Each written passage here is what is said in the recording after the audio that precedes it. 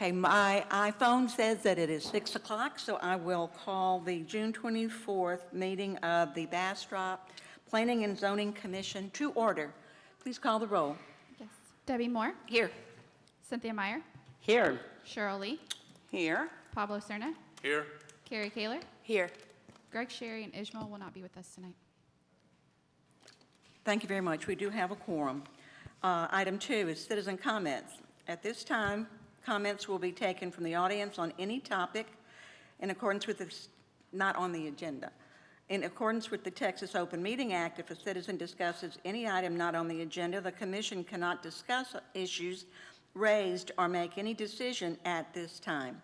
Instead, city commissions are limited to making a statement of specific information or a recitation of existing policy in response to the inquiry. Issues may be referred to the staff liaison for research and possible future action. It is not the intention of the City of Bastrop to provide a public forum for the embarrassment or demeaning of any individual or group.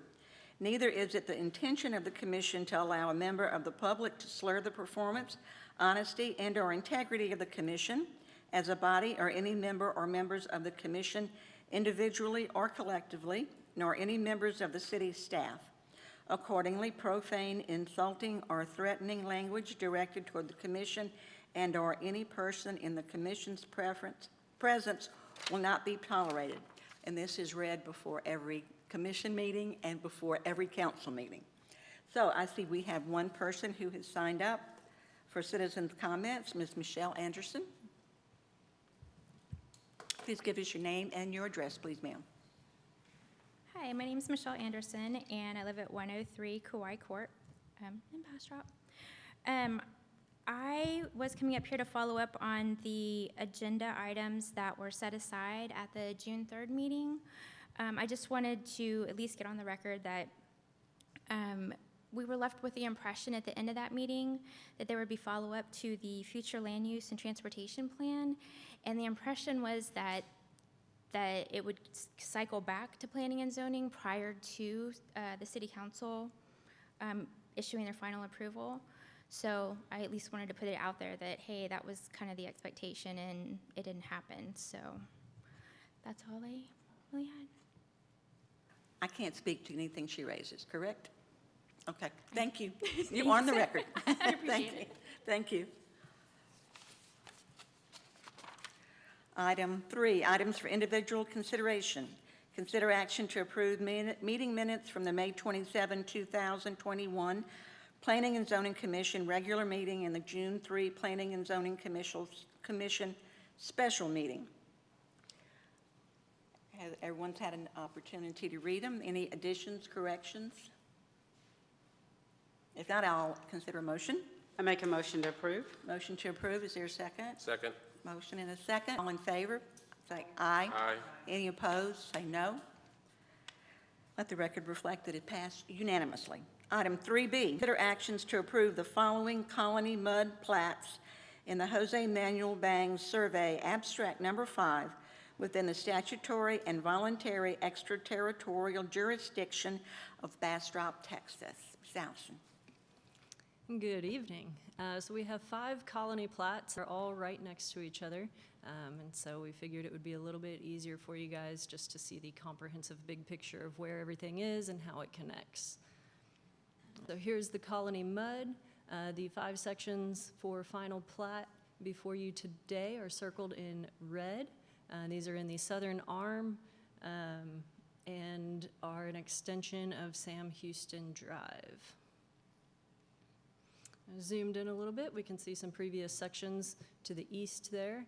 And we have 1B Section 4 on the north, 1B Section 5 to the south that actually extends Sam Houston. And then subsequently, we have 1B6, 1C1, and 1C3, all on the north side of the extension of Sam Houston Drive. So 1B4 is 76 residential lots and 2 non-residential lots. The non-residential lots are drainage, open space, PUEs, things of that nature. There is a right-of-way reservation for a future road connection to the north to neighboring future subdivisions. as well as 2 local streets within the Colony Mud neighborhood. Stormwater drains to the east and the west, and then to the north. Most of these, the stormwater will drain to each side, to detention areas, and then go at pre-developed flows to the north or to the south if it's on the south side of Sam Houston. All right, and there's the overall picture of 1B4. You can see on the east side, let's see if we can, not so much, okay. But on the very far east there, you have that northern connection point and then your local road extensions. 1B5 is 68 residential lots, 4 non-residential lots. This does extend Sam Houston Drive to the west and includes 5 local streets that will provide a neighborhood in that section. This one, the stormwater drains to the west and then to the north. So here's that picture. You see Sam Houston kind of in the middle there, detention ponds on either side, and then a few blocks of neighborhood.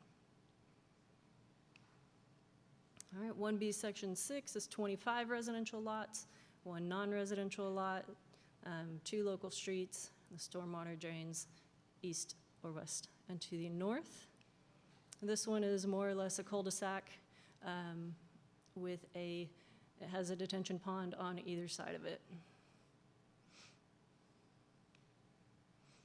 All right, 1C1 is 21 residential lots, 1 non-residential lot, extends Sam Houston Drive and has 2 local streets. Same situation with the drainage.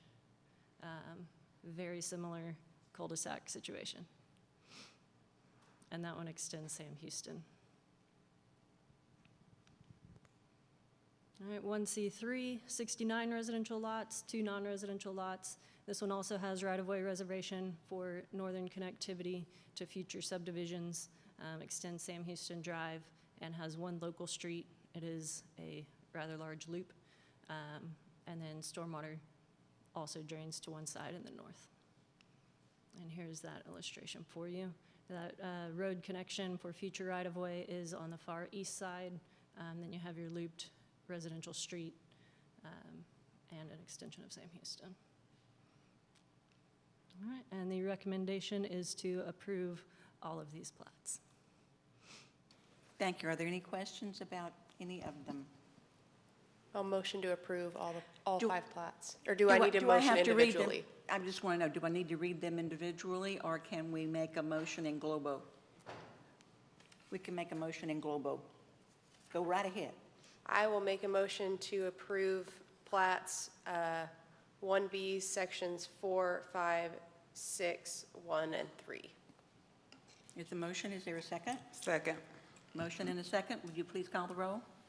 Carrie Kaler, Aye. Cheryl Lee, Aye. Debbie Moore, Yes. Cynthia Meyer, Yes. Matt Lassen, Yes. Pablo Serna. Yes. You did a terrific job. Thank you. All right, we'll move on to item 4. We're going to move into a workshop. 4A is discussion on comprehensive plan, Chapter 9, implementation, Appendix A, goals, objectives, and actions, Appendix B, CIP, and Appendix C, ranking criteria. Good evening. Ms. So Jenna. this kind of brings us to the final section of the comprehensive plan that provides the summary and kind of the next steps of the comprehensive plan. We have the vision through chapters 1, the executive summary, chapters 1 through 8 on all the different kind of sections of the city. And then this provides our implementation, how we're actually going to take all of those, the visions, put them into implementable steps. And then we have 3 appendices that provide specific guidance, steps, reviews we have to do as we move forward to implement the various goals and objectives throughout the code, or throughout the plan. I like codes. So with the adoption of the comprehensive plan, the one steering committee did was do a short-term work program. And so this is one that we probably, as we go through, should be updating on a more regular basis.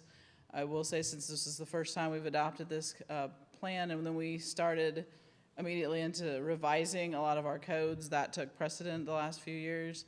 But as now that we have the B3 codes adopted, we've actually fulfilled a lot of the goals and objectives that were in the comprehensive plan.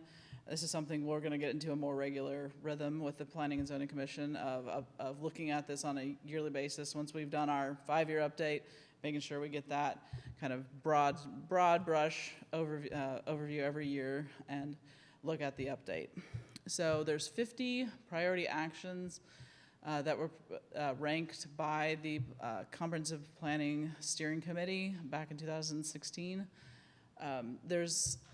This is the section that we're going to go through with consultants and update with this 5-year plan, 5-year update. This is the section that we will definitely start on and focus on. That will help us really go back through the code and find the sections we need to. I like to say code. Go through the plan and update the sections that where some of the goals or the objectives of the city have changed, or we've already accomplished these, and that's a lot. Some of these are in progress. A lot of the steps that are listed in here, several of the priorities for managing growth in the comprehensive plan related to making sure we had adequate water and wastewater service. And those are, we have our wastewater treatment plant that's under construction right now. We have a new water plant that's in design. So these are all things that we're continuing to work forward in our CIP that came out of the goals and objectives of the comprehensive plan. So the main implementation step really from the comprehensive plan is our capital improvement program.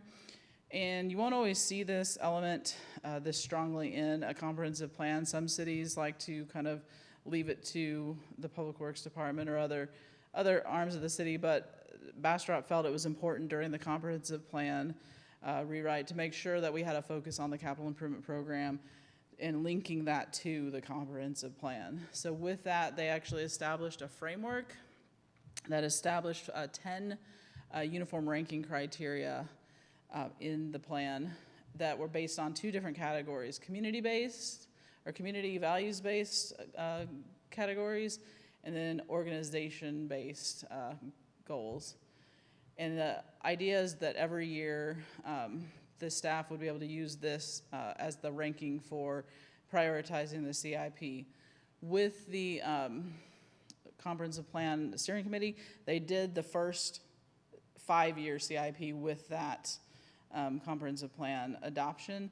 So on a CIP, you do a 5-year plan, and then every year you have a yearly CIP of what you're actually going to fund in the budget each year. And those yearly plans should tie back, obviously, to your 5-year plan. So when in 2016, when they adopted this, they adopted the 5-year plan, and that's what we've been working through the last 5 years.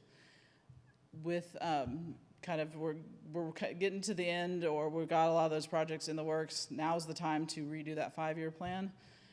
We have, I don't think she's come to P&Z yet, but Fabiola is our new Director of Engineering, and so that's what she's been hired to do, is to shepherd the CIP process and make sure that all the capital improvement projects of the city are being accounted for and planned for adequately in the budget. And there's a lot of moving parts. She's really on top of it and has got us all working together to establish program manuals and things to make sure we're getting the infrastructure built, accounted for, and then looking forward to the next step in the CIP. One of the things she's looking at is how we do the ranking results. So in addition to all the goals and objectives of the comprehensive plan, we also have the city council focus areas that if you watch city council, they've been talking about those at the last several meetings that we have in the comprehensive plan, these capital project ranking criteria that are based off of community values such as public health and safety, economic development, land development, community reinvestment, and quality of life. Then you have the more organizational ones that are impact on our actual budget for the year, cost sharing, regulatory compliance, which is one of the bigger things that drives If TCQ requires the water plant to do additional testing, we're going to get to do that testing, and we've got to find the budget for that.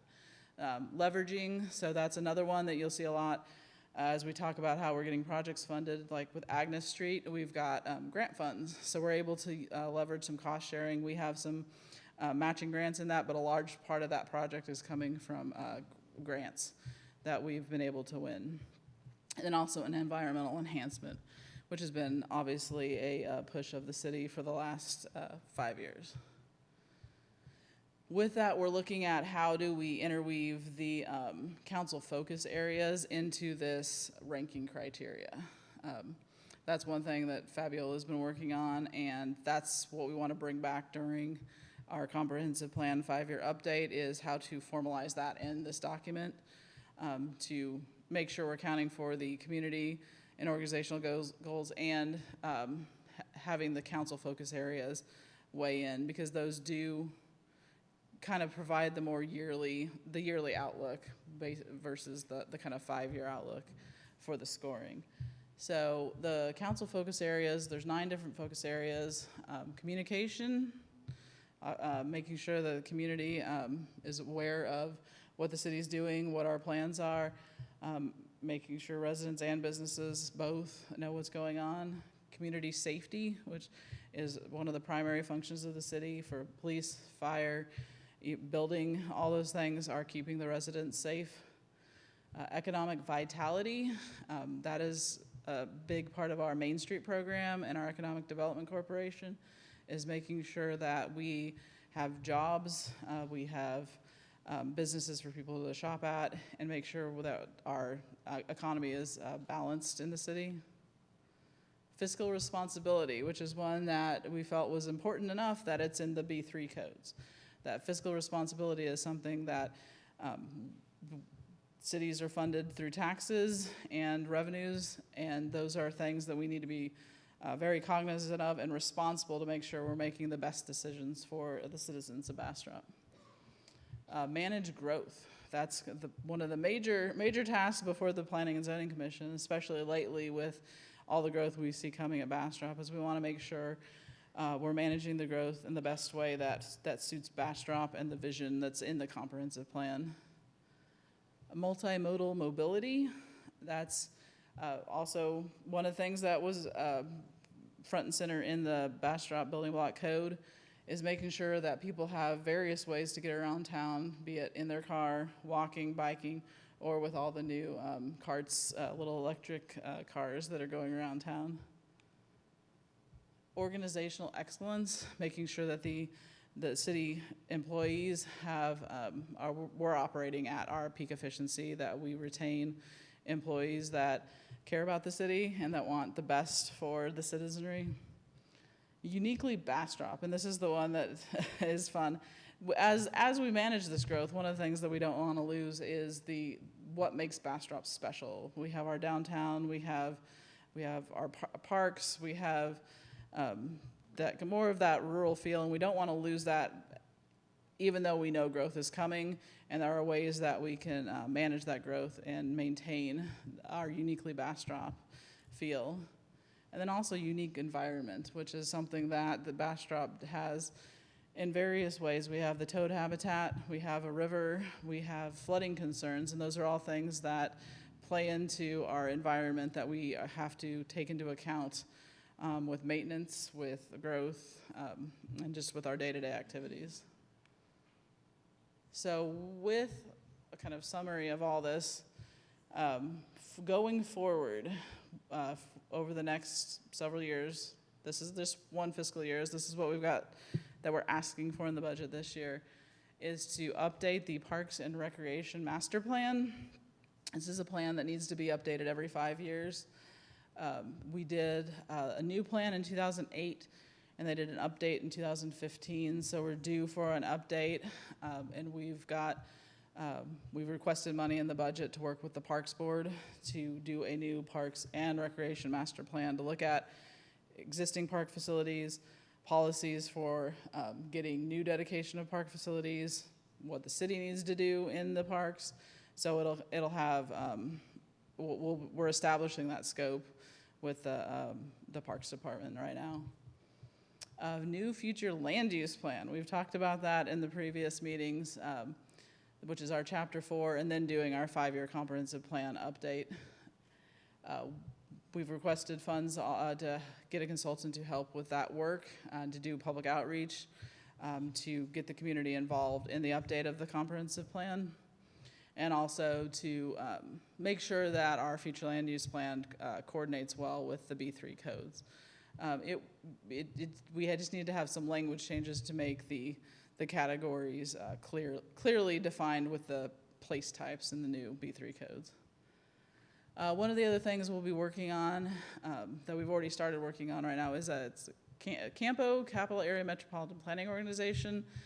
They have what used to be called the Platinum Planning Project, but they will come in and help cities do corridor studies or different kinds of transportation studies. And I've worked on one in a previous city. So what we're looking to do is a corridor study for Chestnut, from 71 going down Chestnut, to look at how we can best utilize that route and other routes that will come off that. Look at multi-mobility issues along that stretch, and look at how changes in that built environment can assist in making that a better corridor. Could you just give us a brief, not in depth, but just a brief description of what Campo is? Yes. Other than just Campo? Campo? Yeah. The Capital Area Metropolitan Organization is our, I want to say 6 county region now. I believe it's 6 now. That they get federal funding that they disperse for different road and transportation projects in the area. But they also do all of our regional planning for transportation. So when we do our transportation master plan, we then make sure that that's represented in the Campo plans. And then when there are project funding available for major thoroughfares, we're able to apply and try to get funds to fund sidewalk projects, trail projects, or road projects. So that's every metropolitan area has it. Like MPO is the generic name for them. So that's what Campo is. So they would help us. Typically, they'll fund either a consultant or they'll come in and do a lot of the work, but staff will be working very closely with them to identify the specific regional concerns and desires, and then working with the public also to get that input. So, and then also one of the things we want to look at is an annexation plan with some of these development agreements that we have now. Some of them have annexation components, and then we also have in earlier plans and earlier agreements that have been approved over the years, elements of annexation either into the ETJ or into the city limits that we need to assess if we need to start processing those, or at least getting them on a schedule of maybe when we need to look at those annexations. But for some of the development agreements we have, we'll have some areas we need to for the new 552 development agreement that was approved at City Council on Tuesday, we'll need to annex across the river. So the river is something the city can annex. It's not owned by a person, so we can annex the rivers, and that's how we'll go across and annex 552 when they get there. So we'll need to do our work to get that portion done. So we just need to get an annexation plan going. So this is all stuff we're looking to get started in fiscal year 2022. Clarify what annexation, what we can and can't do, please. 'Cause I'm kind of confused. I didn't think we could annex anything that unless it was a voluntary annexation. We can only annex things that are voluntary. We've had past annexation agreements with different developments, and we've had some areas of town that they have agreements that they will annex when they get to development. With Excess Ranch, they've got language in their agreement that we have some areas we can annex. With 552, we know we're going to annex them when they want to start development, which they say will be soon. So we just need to come up with a plan of how we'll annex that. But the river is something we can annex without there's no one's permission we need to do to annex the river. But to annex private property, if they're not voluntarily requesting annexation into the city limits, we would, it's called an involuntary process. There's still some ability for cities to do it. It's very narrow. It's very specific, and in most cases, the property owner has an ability to protest and stop the process. So there's a narrow path for involuntary annexation, and I don't foresee the city going down that path anytime soon. So, but voluntary annexation, there are, like I said, there's various agreements we have out there that we've been reviewing, and that we want to compile a list and at least have a plan of, if some plans have a time frame that in 30 years we'll annex them. Well, that was at least 10 years ago, so maybe it's now 20 years away that we need to start looking at that. So I've found time comes faster at us than I think it's going to. So getting a plan is never a bad idea, even if it's not going to happen for a few years. So. For involuntary annexation, are you limited to the ETJ? Yes. Yeah. Are you limited to the 1 mile ETJ or the full, It could be the full. It could be the full, ATJ. okay. Mm-hmm. Thanks. But again, there's a lot of stipulations in state law that discourage cities from going down that path. So. That was going to be my question, Jennifer, was because of state law changing since, so everything will be reflected in the updates, right? Yes. Because now, great. Yes. Jennifer, really quickly, just for instance, like with the 552 annexation and crossing the river, we talked about getting a plan together. Since there's no real vote process like in the involuntary way, I mean, I know we're talking about getting a plan, but generically, how do you go about annexing a river? Is that just filing a document with the It's still going through courts? the same process. I mean, It's still going through the involuntary process, but there's no But one if there's to no like notify. real negotiation over it, is it, No, like, there's no negotiation because there's no file some there's no papers, takes a residence of it. Yeah, so it'd still be going through the involuntary process with city council, and so there's public hearing notifications we have to do. There's that we put in the paper, and then there's public hearings we have to have at council, and then actual I think ordinances we have to adopt to annex that area. So.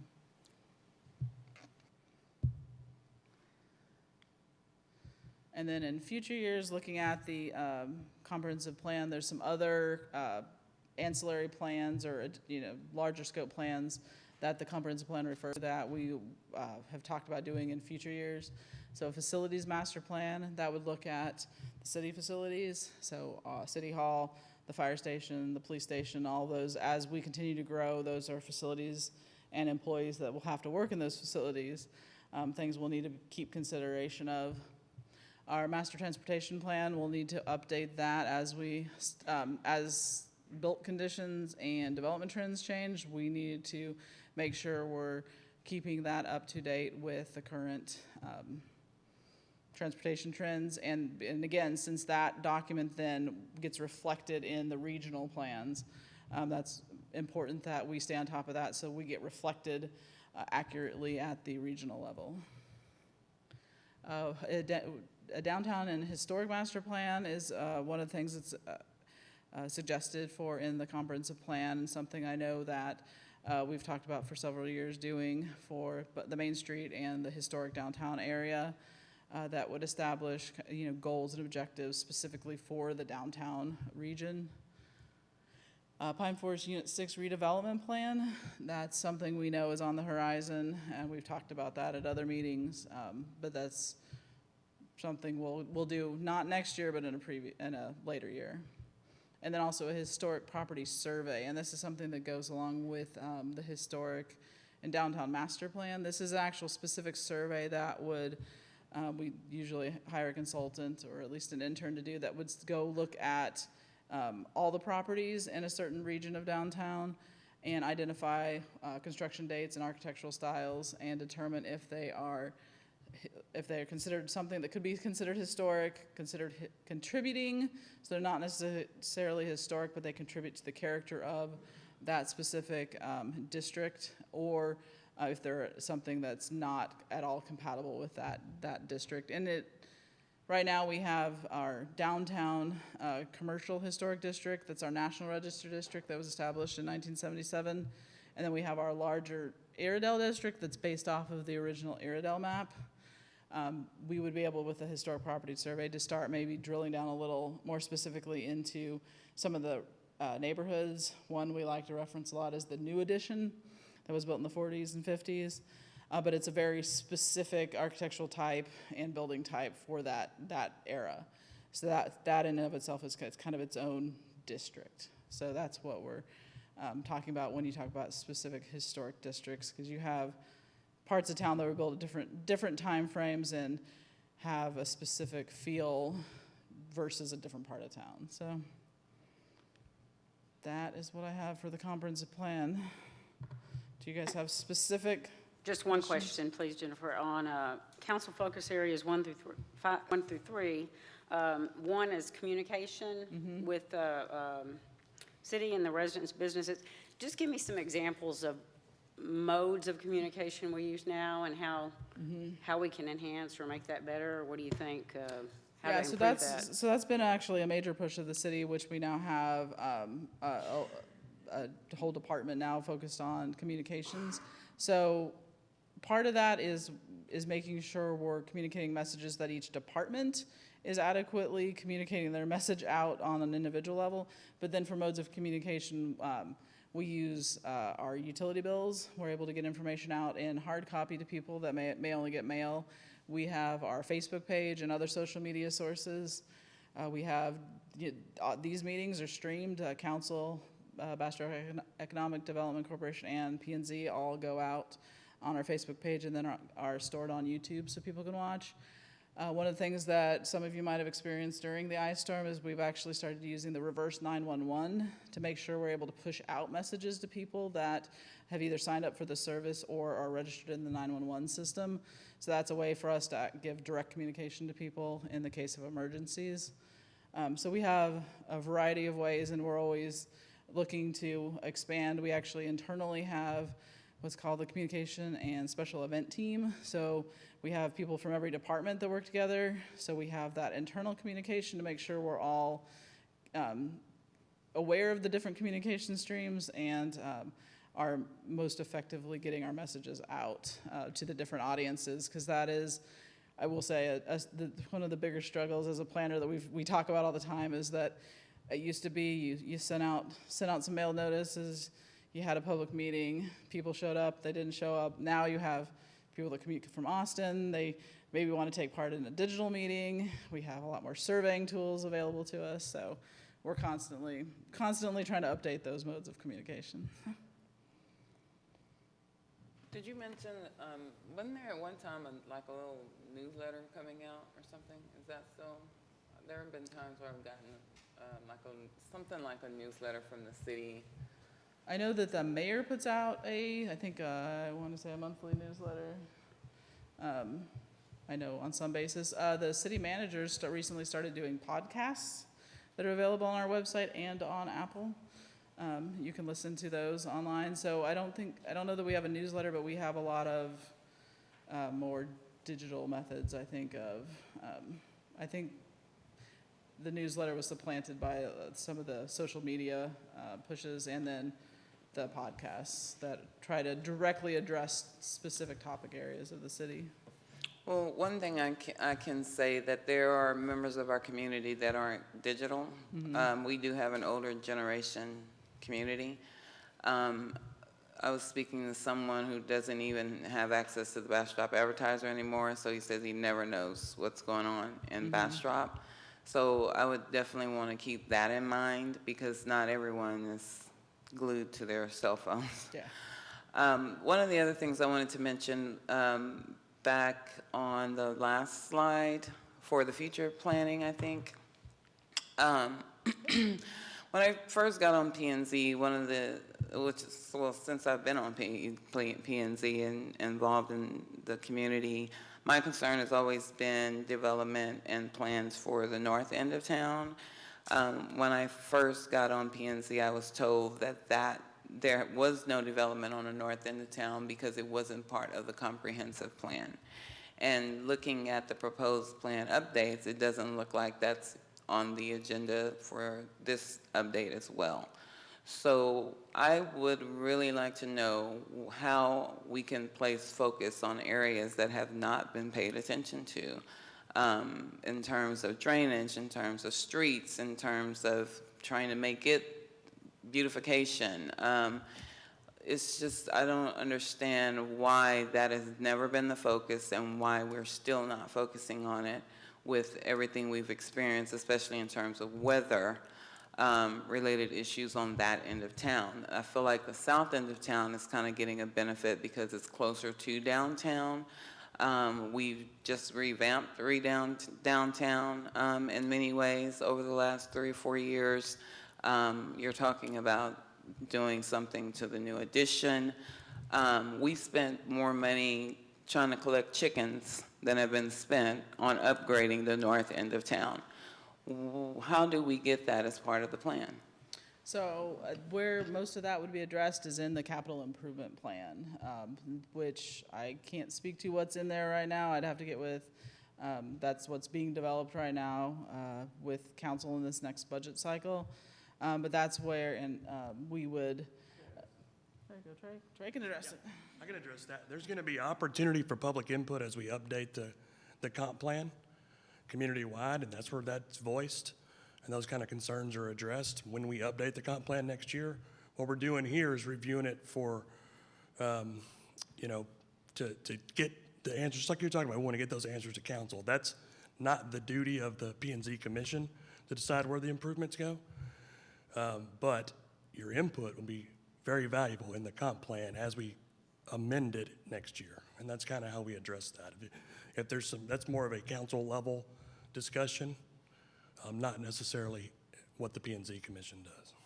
So, but we can add items to the CIP, absolutely, and that just takes community input. So what I would encourage you to do is who you hear these people from, have them come in, have them engage, have them catch a CARTS bus or call, and we'll absolutely take all the input they have about improvements that they want to see on the north end. The place for them to advocate that is at a council meeting, not here. And they can do that through the MyGov thing, I'm assuming, too. They can call, they can write, they can come up here. We have several meetings. The MyGov, you can make requests if that's what you're asking for work or improvements to be done. You can do that, yes. And someone will reach out and contact them for work orders, items like that. Now, when you come in and say, I want my street completely revamped, I don't think they're going to close that ticket in 24 hours, but they will contact you within 24 hours and say, hey, you know what? We're going to add this to our comprehensive plan and to our capital improvements. But the actual work won't be done in a quick fashion because you have to find funding and there's budgeting and all that other complicated stuff. But yeah, I would encourage them to come up here or have people show up on a regular basis to city council. To city council, yes, sorry. To show up here at City Hall. Or even you can call every Thursday and have a meeting with city staff if you want. I mean, you can actually do that on MyGov and set up a meeting. If you've got concerns and you want to address them, not necessarily pre-application, but we can get you to the right spot. You can always request a meeting. My question then would be, so if the part of this, the proposed plan updates are the focus on historic properties surveys, I'm not sure where exactly she had the new addition focused, but would that be, does that mean that funding, the city is going to look for funding to revamp the new addition? Yeah, I think that's completely unrelated to capital improvements. You're talking about the historic value? Yeah, what I was talking about was a historic survey. So a historic survey is merely a tool for identifying properties that have historical value. It doesn't talk, it's more than relates to people doing private improvements on their property. If they want to come and tear down a historic house, they wouldn't, they'd have to go through the Historic Landmark Commission. It doesn't apply to the public improvements. It would just be registering what we have in town that makes Bastrop uniquely Bastrop. It doesn't schedule improvements or anything like that. It's just a survey of what we have. And it doesn't suggest any improvements in that study. I'm also happy to, if you like, I can give you a list of the improvements in the north end of town with the dollar amount. that has been done over the last 5 years. We can go 10 if you want.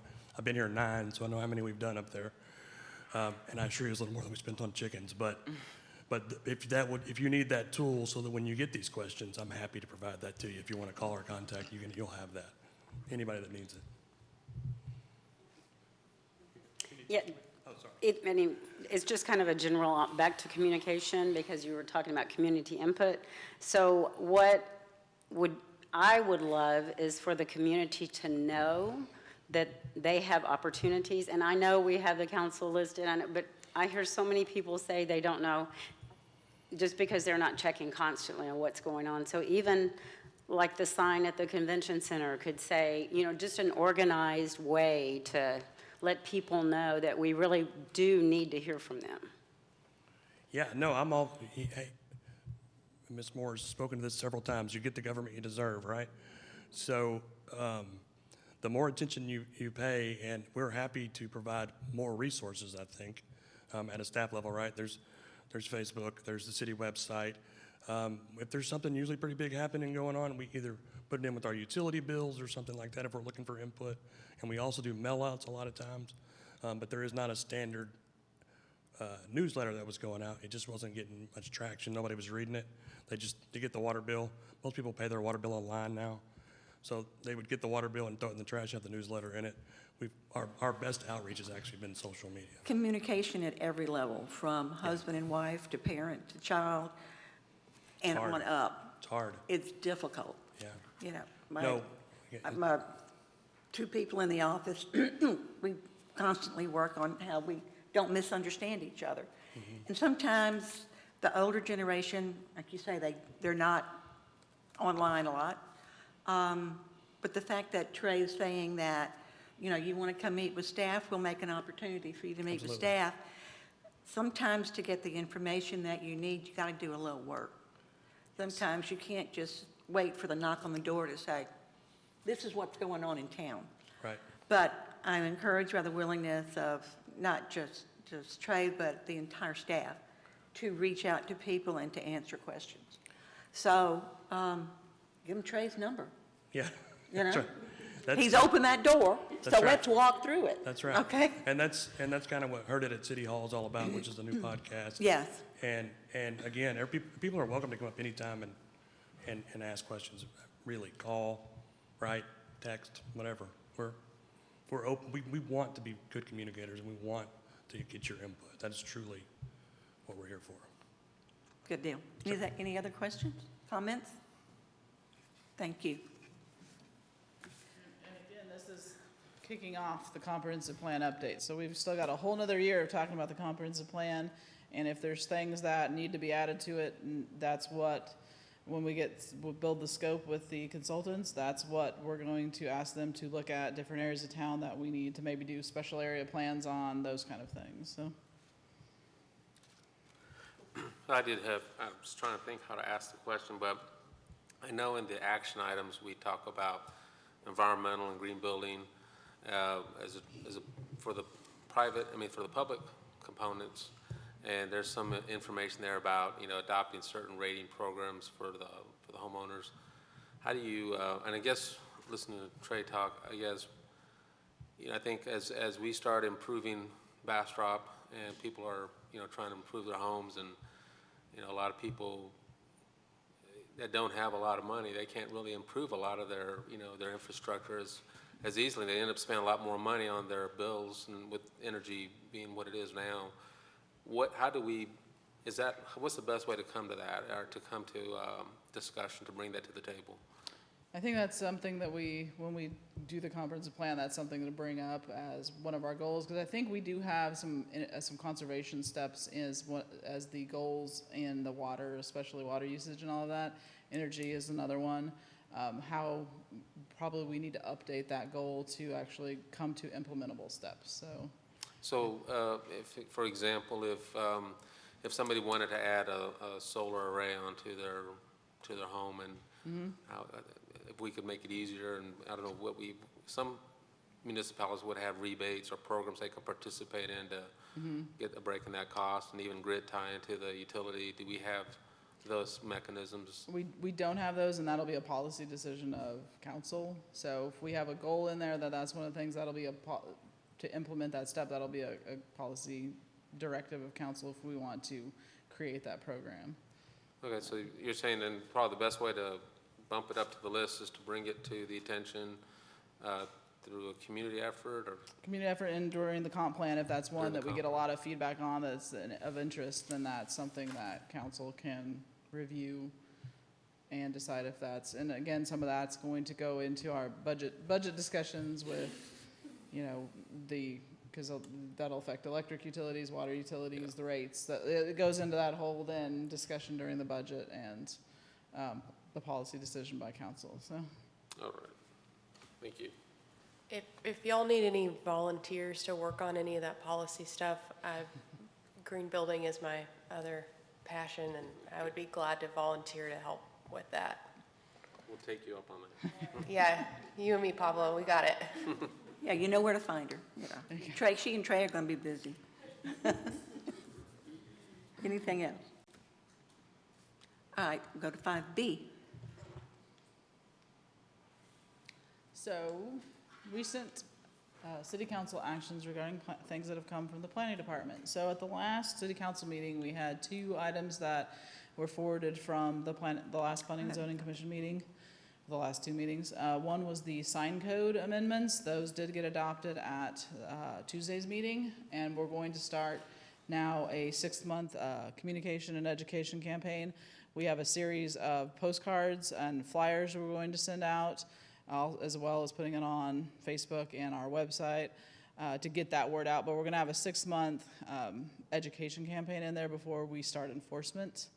Part of that also goes into we're requesting a code compliance officer in the budget for next year. So but first we're going to get the word out, really help people understand what the sign code requires.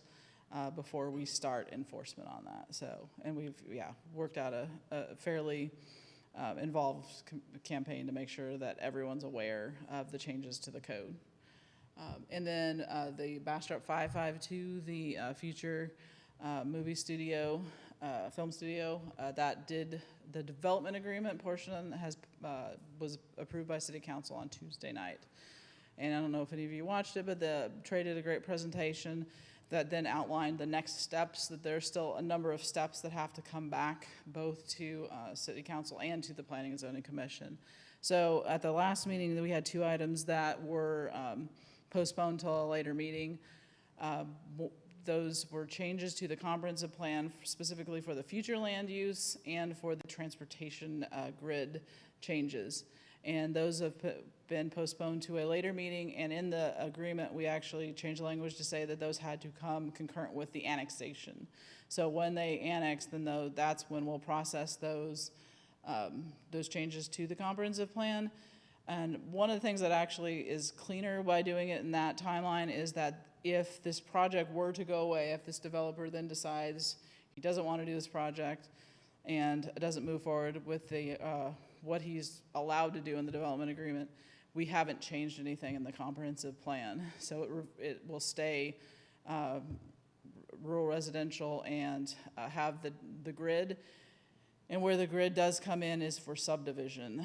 But for the rural residential, since we can't involuntarily annex, we have very little ability to enforce that use unless they annex into the city limits. So future land use plans, we look at the ETJ because especially with previous state law, we were able to annex into those areas.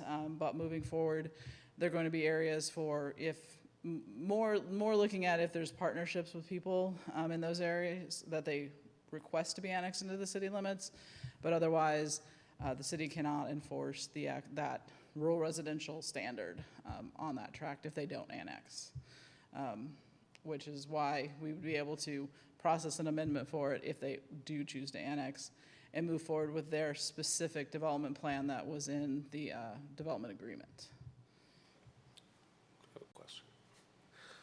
Just a question, and maybe a clarification. So right now in the ETJ, which we have no control over, as you pointed out, it's rural residential. Mm-hmm. That was just a big picture idea back in the development of the comprehensive plan? In 2016, yeah. 2016. And that was looking at the transportation network and the floodplain in that area. Because we don't know if that's gonna develop as 10-acre chunks. I mean, because with the way subdivision in the county works, people can deed divide out in large chunks and they never have to come to the city for any even subdivision approvals. Would it be correct to think that that would change from rural residential if it were adopted? Yes, so with that development agreement, we would change the designation on that to something that would allow for a mixed-use development in that area. So that would bring in more density than the way it's currently thought about right now? It would bring about different density. Okay. It would, that's one of the things that we did consider looking at that development plan is, and we have had many people come in over the years and discuss what they could do on that land, and managing, 6 to 1,200 individual homeowners versus one large user that's gonna cluster their development, actually was gonna lead to a lesser impact. But somebody could theoretically get a portion of those acreage and they could come in with something more dense than rural residential, Yeah.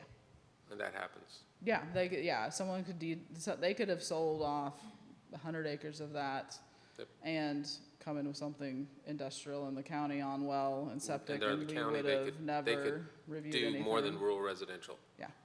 Yeah, I because guess- we don't have any land use control over it until it comes into the city limits. Only because there did seem to be some confusion about the number of homes that could be developed in that versus, I think there was some numbers thrown around, but without really knowing and without having a plan in front of us, you just don't know. Yeah. It could be as simple as everybody goes with a very large acreage tract homes, or they go with a tighter density. And that was kind of what it could be, and the worst case scenario would be, it would be more dense. Yeah, it could have been, there's ways for developers to not have to go through the city if they're in the extraterritorial jurisdiction or in the county. Okay. So, That was for my clarification, thank you. Can I? Just go ahead. I'm just going to follow up on that, what Pablo asked. So that, after it's annexed, it'll be in the city, and you mentioned mixed use, so won't a character district and a place type have to be designated yes. for that? And that'll come back to Right. the Planning and Zoning Commission and City Council Okay. for approval. Yep. And so they have that concept plan, and then as they can start annexing and building that out, it'll come back either as the whole thing at once, or come back in phases to Planning and Zoning for for those zoning actions, and we'll be able to have more specificity in the plans at those levels. Jennifer, can you explain why do we approve concept plans versus an actual document planned out? I don't think that question has been answered publicly, and people don't understand why are we approving a concept and not an actual plan? Because at this stage, it's what the applicant was requesting with the city. What's called a development agreement, and it's something that's allowed under Texas Local Government Code in Chapter 212, and has some specific requirements in it that you establish. You can establish basic land uses and development standards, but it doesn't require that level of specificity. And honestly, at this stage, there's the developer doesn't know, we don't know until they get to. No one's going to develop something 100% if they don't know they're going to do it. That's the short and kind of long answer of it, and that's why there's this mechanism that gives the city and a developer the ability to work together to create some boundaries, and then come back in within those boundaries and start doing the specific plans. And I think we've come to a good working relationship that we now have these parameters in the development agreement that this developer now has to come back on each plan, annex into the city, get on utilities, which is, actually better for the environment than using well and septic. And then as they annex, then they'll be under city regulations. So we'll be able to enforce our noise ordinance and our light ordinance, and they'll follow our development standards for those elements, versus if they were in the county, we would have no oversight, and the county doesn't have any rules towards that either. So that's, you get the concept plan to give you the boundaries, and then you come back in with the specific plans for each section. So I guess, hope that answers it. Anything else on 5A? Okay, 5B. So you handed out the, oh, you didn't hand it out? Oh, okay. No. We didn't hand you out a printout this time. This is our, we can get you the printout. Our monthly totals, we've continued to see a lot of, we have 27 new single family this for the last month.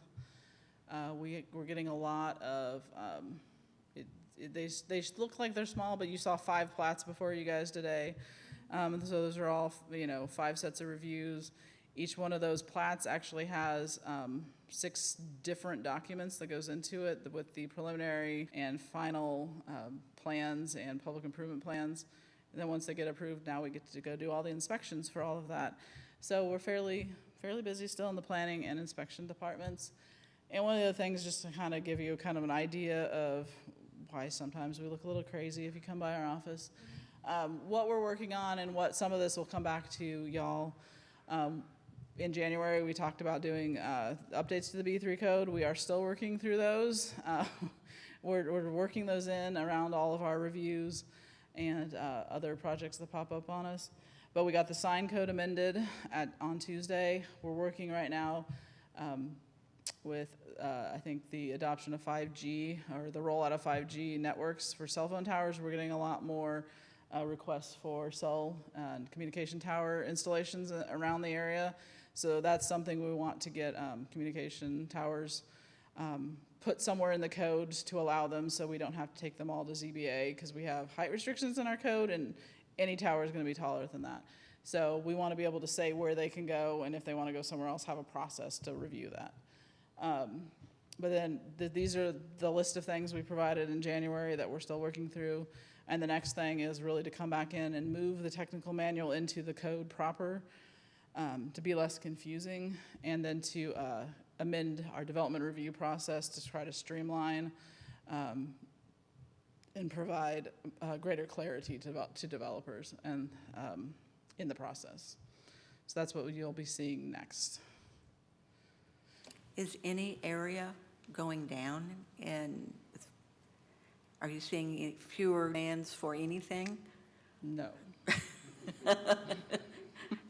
That's the answer I expected. No. So one of the things we have on here, I don't remember where I put it in there, but actually the last one there, increase in number and complexity of pre-development meetings. So every Thursday afternoon, we set aside time people can sign up for one-on-one meetings. Developers can come in and meet on different projects, and they can range from someone wanting to build one single lot to, today we talked to someone who wanted to look at 600 houses. And some of those are in our city limits, some of them aren't. A lot of it is because we do have a very large wastewater CCN that we're able to serve wastewater to different parts of the county that aren't even in our ETJ. So we're getting a lot of interest because we have those utility capabilities, which if you're wanting to move fast, we already have it. It takes a lot more time to build it yourself. So like the Colony Mud, they're a municipal utility district. They provide their own utilities, but there's a lead time on getting that through the state, through TCEQ, through the city. It takes 2 or 3 years to get that set up. That being said, we have several of those that are coming to us as well that are looking at doing MUDs out in the voluntary ETJ. So anything in that voluntary ETJ actually comes to us for our review and permission to do a municipal utility district. So we're getting a lot of those meetings going on. And so that just takes up a lot of staff time and has some additional research elements to it, to getting quality answers back to the developers. But we also have Chapter 3 is our building. It's not our building code, it's the building code part of our code of ordinances. So in addition to, that's the section that adopts our building codes, it has some other code requirements related to building activities in the city. Some of that has not been updated since the 90s, so with our, Shirley, our new building official, is reviewing that, and we'll bringing that back to city council for updates. We're gonna be implementing those new sign code updates. We've had multiple development agreements that are under negotiation, and once they finish negotiation and get adopted, then they're gonna move on to the next phase of whatever step is the next phase of getting utilities or doing annexation or doing zoning.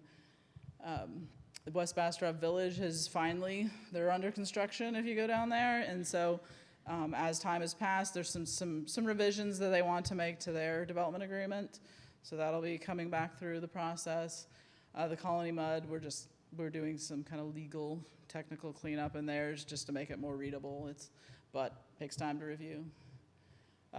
Budget is one of those things that takes some time to put together. We want to make sure we're asking for the right level of service for our department. We're looking at our department. We're looking at revenue projections because things are variable. We got to figure out how much money to budget for third-party services that are doing our reviews for us. So we have a third-party inspection service, which allows us to scale up or down depending on how busy we are. We're also going to do that with our fire review and fire inspections. So we get to think ahead for the next year. And then also our capital improvement program and projects, making sure that all that is getting reflected in, that the planning part of that is getting done in the engineering plans. Our Chestnut Corridor study, which I was talking about with Campo, we're working on that, getting a scope with Campo to kickstart that plan starting next year. One of the other things you'll see coming to City Council, I believe on the 13th, staff will be presenting. We have some preliminary new FEMA floodplain maps that are changing the floodplain for Bastrop. So staff will be giving an overview to council and how that affects the city. And then we'll probably be doing some public outreach on how that affects individuals in the city limits. We continue to go through our MyGov implementation with our planning and inspections module, and planning also, since we kind of kickstarted it, we get to support all the other modules citywide. Viviana she's the MyGov guru, is how we say it. We also have to update and maintain some of our certifications and designations, which takes a little bit of time. Realigning our planning and building fees, that's something that when we adopted the B3 code, our fees are still laid out in the structure of our previous municipal code. So we just need to make sure the terminology lines up. I think we say site plan, it's really a site development plan in our new code. We just need to make sure those terms line up in the fees schedule. And then we're also beginning an education series with our building division to work with building contractors to go over the codes, go over the processes, to make sure we're streamlining those applications and reviews and inspections. So. Then just other things as, they pop up. We have a project management manual to make sure we're getting all of our CIP and other projects citywide done in a consistent manner. The county's updating their hazard mitigation plan, which they're asking for public input on now. So go to the county's page if you would like to give your input into that, but the city has certain steps that we have to contribute to that as well. We're working towards revising our development and capital improvement inspection workflows with just as building is scaled up, our public improvement construction's scaled up with all the new subdivisions going in. So we're working with third parties to make sure that the public infrastructure gets inspected correctly. And then we have several people that work on our citywide communication. I call it the standardization, and that's the policy elements to make sure we're all communicating effectively through all of our different modes. And then GIS management is one that Allison is the main focus on. And that's everything from our 911 addressing to our zoning map to trying to keep all of our public infrastructure up to date in the system. And so we know where that new water line got put in, so the water department can find it 5 years from now. So that's just kind of a snapshot of some of the stuff that we're currently working on, in addition to reviews and all the fun plats you see. So what are y'all doing? You're not busy. I know. Sometimes I eat lunch. Thank you, Carrie. Do you know if the city's planning to adopt Atlas 14? We did. You did adopt it? Yeah, so with our new stormwater ordinance up in 2019, those have reflected the Atlas 14 new rainfall totals. We didn't adopt any changes to our floodplain with that, so other cities made some regulatory changes to their floodplains. They adopted the 500-year as if it were the 100-year. We did not do that because when reviewing it, that's really not the problem that we have in Bastrop as Austin and some other cities do. And to be fair, almost the entire downtown is in the 500-year floodplain, as is a lot of the south part of town. So most of the town would be in the floodplain if we did that. So, but it's really a lot of the flooding we experience is when it's kind of various different issues, but it's more when the rivers expand and not the 500-year like in other cities. So. Yep. We adopted the rainfall totals, but not changes to the floodplain. Any other questions, comments? Okay. 5C, does anybody have any request that particular items be put on future agenda? And before we adjourn, please let the record reflect that Dr. Lathan was able to join us. I apologize for my tardy arrival. We'll let you slide this time. I have a quick question. What's next in terms of the comprehensive plan for us? For you, so now the next thing is for us to get the budget adopted and then to start going out to bid for services, taking into account the feedback that I've been getting from y'all during this, that we definitely want a strong emphasis on public participation in the update. We need to look at kind of getting input from different areas of town on looking at the specific needs probably of the different areas of town and guiding the scope of our work when we go out to bid with that. So that'll be the next step is we'll get our funding, we'll go out to bid, get a consultant on board, and then we'll have a kickoff process. You guys will be, in this instance, the Comprehensive Plan Steering Committee. That's what the P&Z's role is in this. So you'll be guiding the update for the 5-year. But looking at what we've talked about with the various elements, then that'll help give us some structure to start off with the consultants. One question about that. Go ahead. Are you gonna shortlist an interview, I imagine, and you have like a ranking criteria? We will. We'll put out a request for qualification. So, I mean, I'm thinking that with everything going on with rolling blackouts, energy that's going, I would, since we're gonna be kind of steering this, I'm gonna be really interested if this consultant can help us, look at parts of town that, we can look at in terms of how can we fix those things from a long-term energy use standpoint. So I don't know how you would work that into a I don't know question. that that's so that's kind of going to be more of a policy direction for our capital improvements. Okay. That would be a goal, though, is to be, that's maybe a focus area we want within one of our growth management chapters, is to make sure we're addressing energy needs or emergency management policies that may be affected by those issues, and create goals and objectives to meeting those. Okay. So that then when we have that discussion at the capital improvement stage, those goals and objectives back up the budget request. Okay. Does that make sense? I think so. I'm just thinking that, at least that's in front of my mind when we're working on this with that consultant to kind of come on to help us answer those questions. Yeah, and keep in mind the comprehensive plan is a guiding document. So it's the vision. It's the vision of what we want the city to be in 2036 is what our horizon is for this one. So that's our goal, is to make sure that we're hitting those areas, that then as we do the CIP every year, that those goals and objectives back up what we're asking, what staff is recommending to council, and then the direction council is giving to fund those improvements, fund those studies, do the work to implement the goal. So. that make sense? Anything else? If not, we'll move on to item 6. Make a motion to adjourn? Motion to adjourn, is there a second? Second. All those in favor? Aye. Aye. All right. Opposed? We're adjourned. Thank you very much. Good job, everybody.